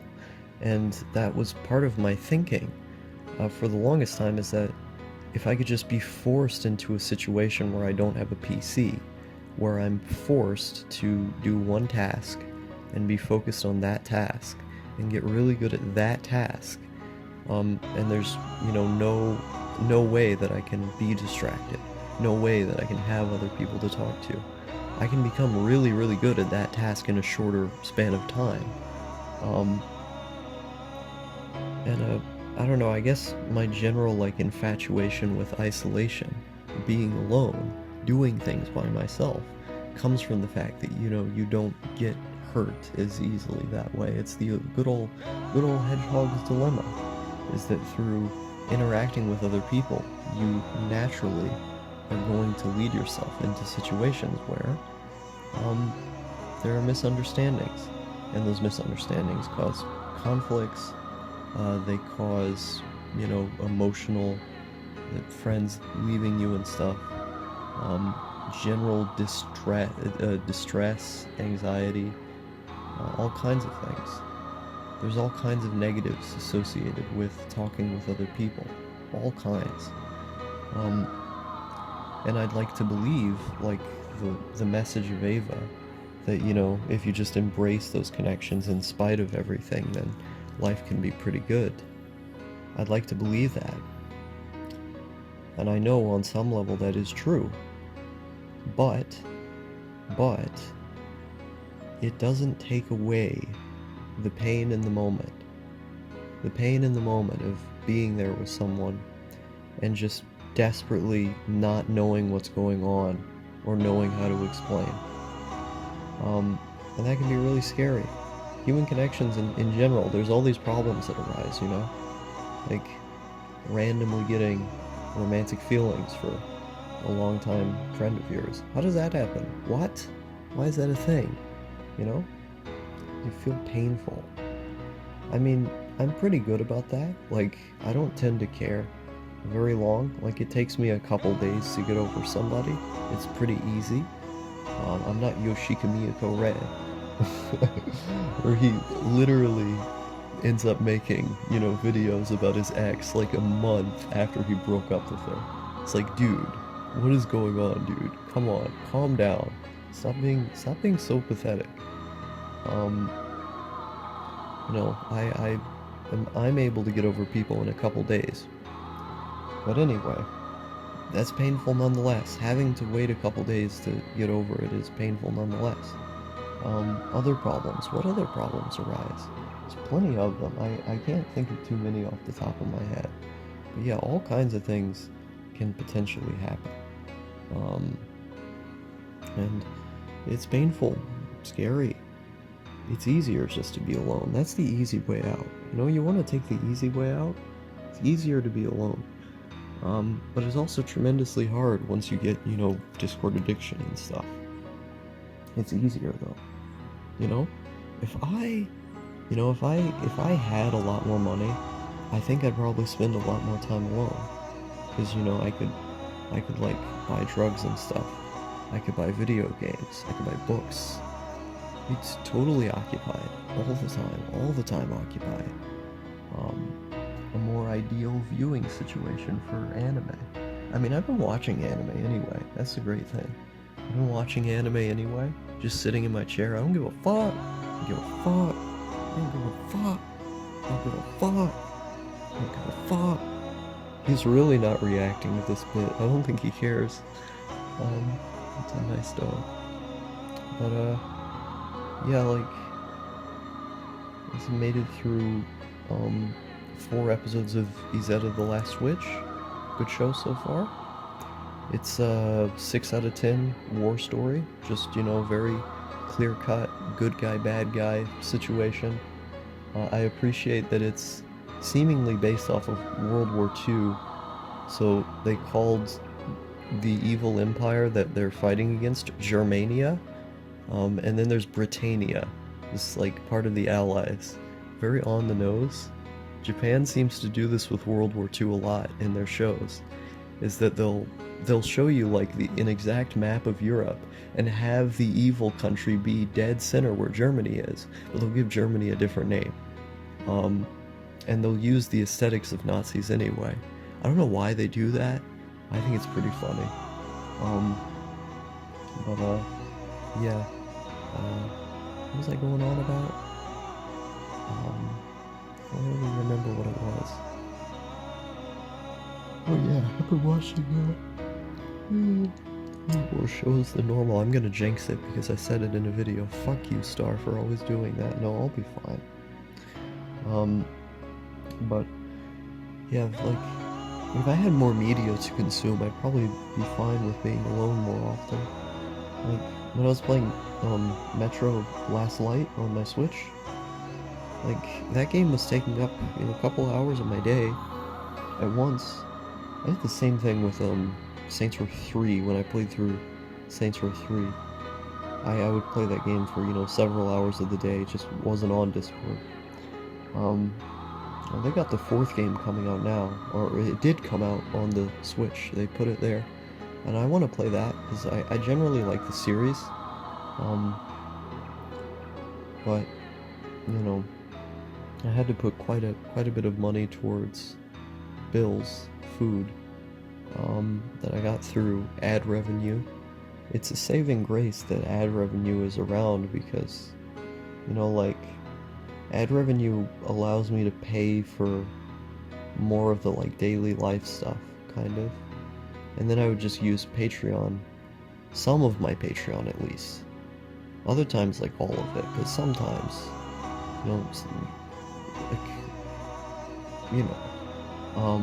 I'd be able to use it for, like, stuff for myself, stuff to improve the videos, like, things to talk about in videos. If I'm buying books, for example, that's informing my perspective, which is making the videos have more interesting ideas because I'm educating myself. Like, playing a game is just kind of leisure time. But, I think, like, even getting a drug, contributes to the videos. Like, I'm on acid or something, and I have a really interesting idea on acid that I can use in a video. Then boom, hey, video right there. If I get really drunk and I start having an impassioned rant, record on video, boom, video right there. Like, there's videos I made that I would never have made if not for being intoxicated, that some people say are some of my best videos. So that contributes to the content. But then, I have gotten things just to generally improve the quality of my videos as well. And I think of everything in these terms. Like I think, like, if I get some random RC off the internet, it's like, this is for my personal enjoyment, but at the same time, how is this going to affect my content? And I have to be very careful about that because, again, so much of my money that I do get ends up going to personal responsibility stuff. You know, stuff like paying bills around here, stuff like getting food around here, stuff like paying the rent, you know? So, it really is a predicament we find ourselves in every day. Basically what I was going on about is I hope I can store up like a astral projection style video of me being in Japan eventually. Like 2 years is gone. But this is part of like I shut myself out of Discord. The reason I did that was because I just don't want to be around people. I just don't want to be around people. I wasn't around people for an entire month, basically, in the month of November. Or it was a large part of October and then November, if I recall correctly. Because I came back to Discord November 18th, I want to say. It's a large part of October and a large part of November. I wasn't on Discord at all, basically a full month. And the reason I came back was because Shikimiyako Red, released this video called Lonely, a vlog of him just depressingly walking to the 7-Eleven, where he said he missed talking to me, and that Twisted was always asleep. That he had like 3 people, me, Gummy, and Twisted, who he wanted to talk to. He didn't talk to anybody else. This was before he started e-whoring. It's before he started e-whoring himself all over the internet and being an attention seeker. And so, you know, I felt really bad for the guy. And I came back to Discord right then and there. I made a new account because I lost the password to the old one, and I came back just to talk to that guy. You know, just to be there for him. I let go of a month of my own isolation. And that was a really motivating thing for me, by the way. Being able to be isolated for over a month. It was really motivating. Because it made me realize I can do it. I can actually still do it. I hadn't done it for a while at that point. It had been a while since I had last done it, but there I was. I could still do it. It was motivating. And of course, everything went all back to normal and came crashing down just because Red made a sad video and I felt bad for him and wanted to help. Empathy is a bitch. The most pain I have ever received in my life has been because of empathy. I had post-traumatic stress disorder, you know, diagnosed. I'm diagnosed with PTSD. I've been through some horrible stuff. I've been through some stuff that would kill the average person, not a joke. If you've heard some of my stories of neglect, abuse, trauma, these kind of things, it's a lot more than any of you have ever experienced. I have PTSD because of it. Certain things I just don't talk about because I get a flashback sometimes. And so there's a lot of stuff that I literally just try to ignore. I just keep it out of my mind. Because I don't want to get into that mental state again. But I have a bunch of stuff like that, you know? It's there. It exists.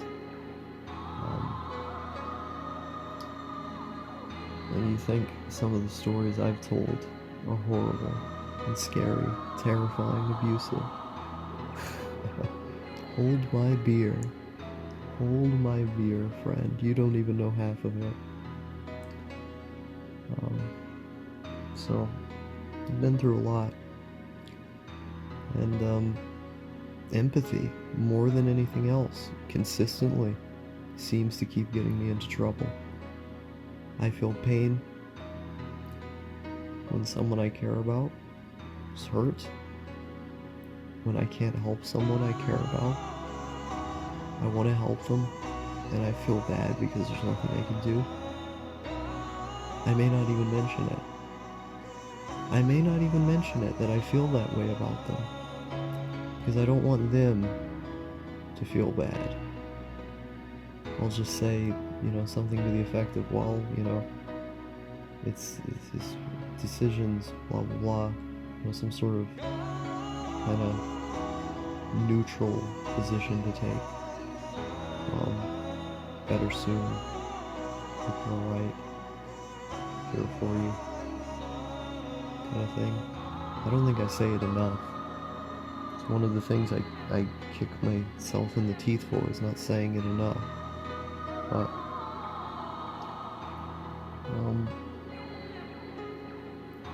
I do get really worried sometimes. I do feel really bad for some people. And I make mistakes because of my empathy. I trust the wrong people. I become friends with them. I keep them around for way too long. Fuck me over because I care about them. Because I'm caring about the wrong people.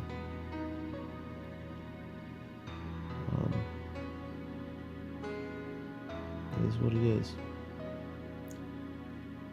It is what it is. I fantasize about being rich a lot. About being a rich person. Not to spend enormous amounts of money on myself, but to spend enormous amounts of money on other people. I have so many friends where if I was a millionaire, I'd pay so many things for them.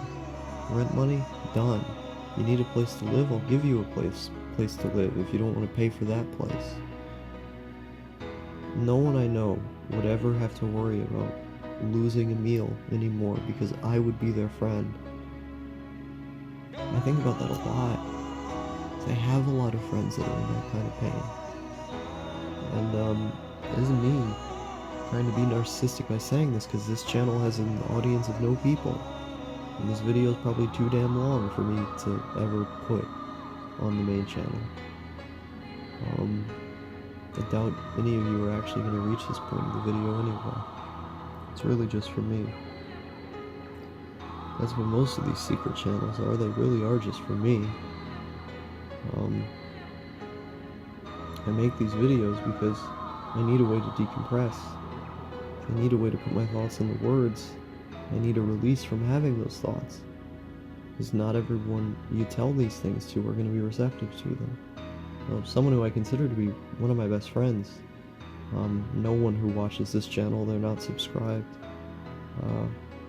I was telling them that I'd been feeling really suicidal recently, and they basically just said, you know, suicide is kind of a funny thing, because a lot of the people who say they want to commit suicide are looking for attention.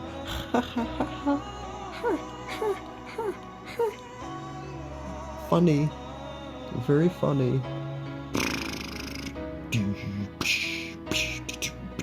You know, this is, I'm doing the little drum thing here. Ba-dum-ch, ba-dum-ch. Yeah, very funny.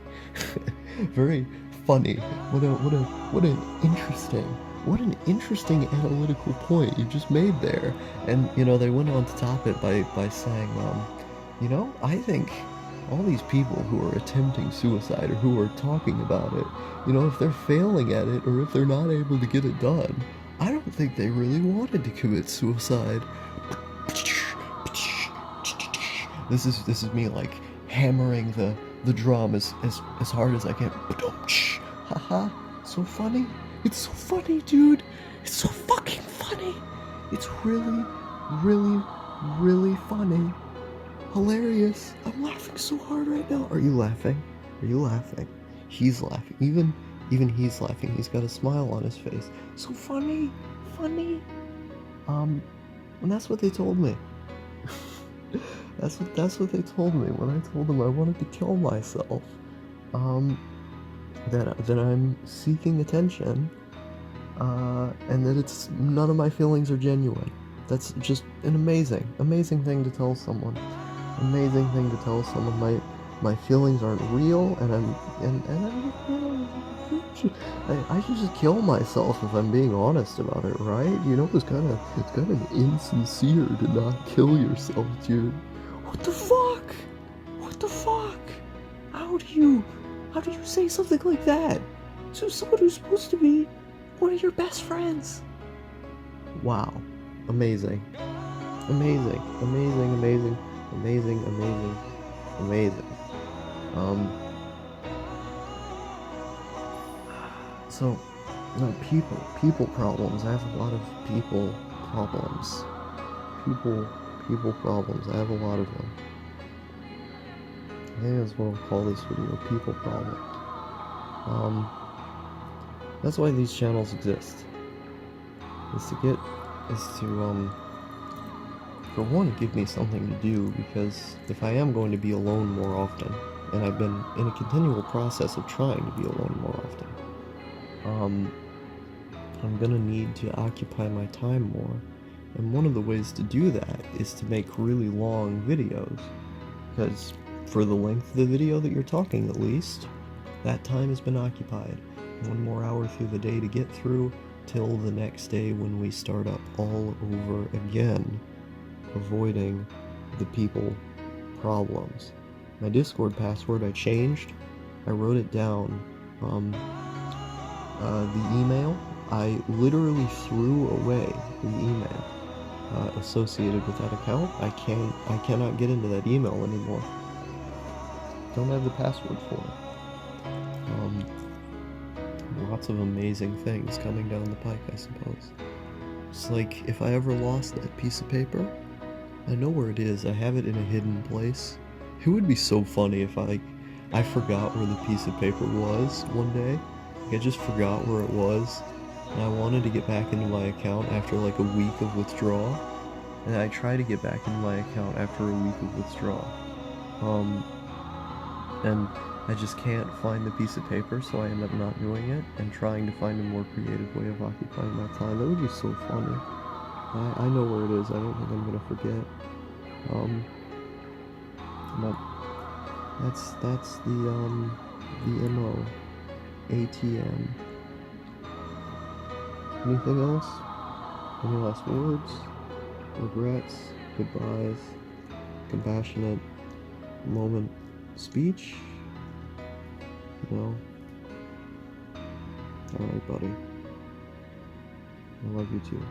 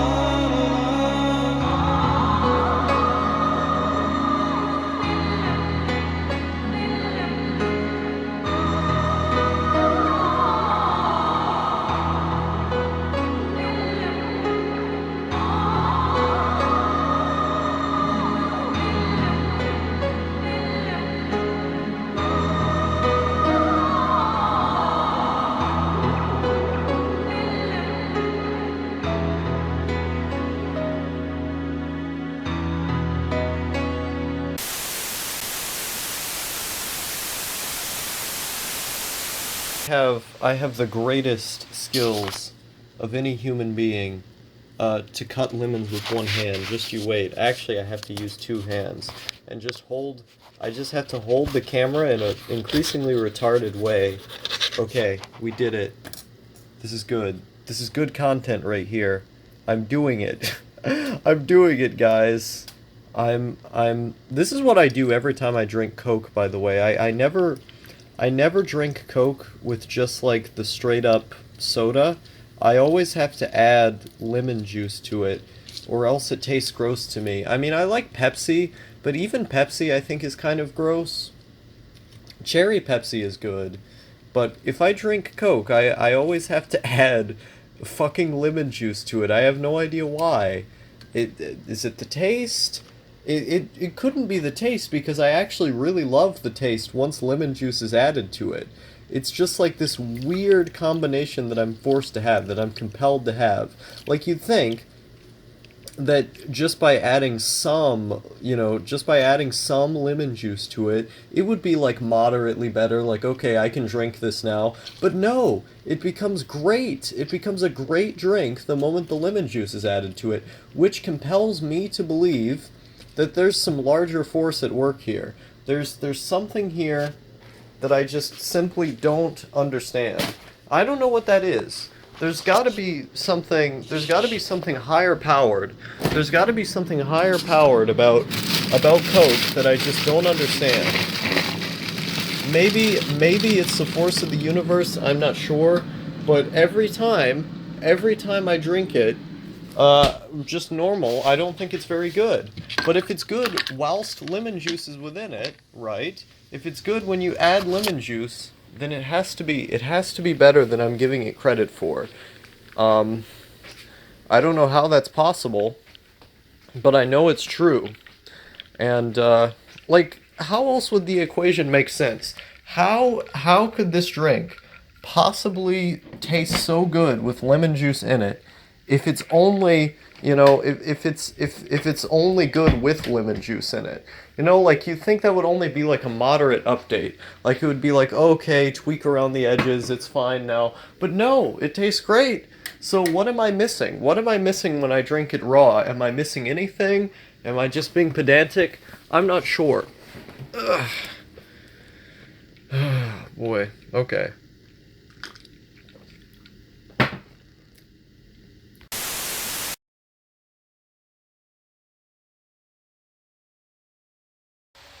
I gotta wonder if the Sushi Girl IRC is even still active anymore, as I've just been sitting here waiting for someone to say something, because I like the Sushi Girl Imageboard a lot, and so I joined the IRC because I thought, well, okay, maybe there's going to be some people in here who are interesting to talk to, or have comfy vibes like the Imageboard has. But whenever I join one of these IRCs with like these lower level image boards that are more obscure, it usually takes like hours and hours of waiting and waiting for someone to log on and say something. So I feel like I'm probably just going to have to wait for a while for someone to show up. It's like this every time. Like, the Tono-chan IRC used to be more active. I don't even think Tono-chan is around anymore. I haven't checked in a long time. But like, I just sit here and I wait for people to come onto the IRC and talk. And it's like the most nerdy thing in the world, because like, no one, I feel like there's only like 5 other people who are doing this. Not even waiting. Like a lot of the time, I'm like the only one just like waiting around for someone to show up. Like, no one uses these Imageboard IRCs anymore. Like, the 8chan IRC had people talking in it, but it was all like really weird boomers. And so I would go in there, but I would mostly just lurk. I kind of miss having like a distinct group IRC thing going on. Like, jumping into just these random ones and then seeing that like no one is there anymore, it's a little bit sad. I miss the comfy days of just having like a straight up black screen right here. You just talk in a terminal and then people reply. It's just text, There's something kind of nice about that.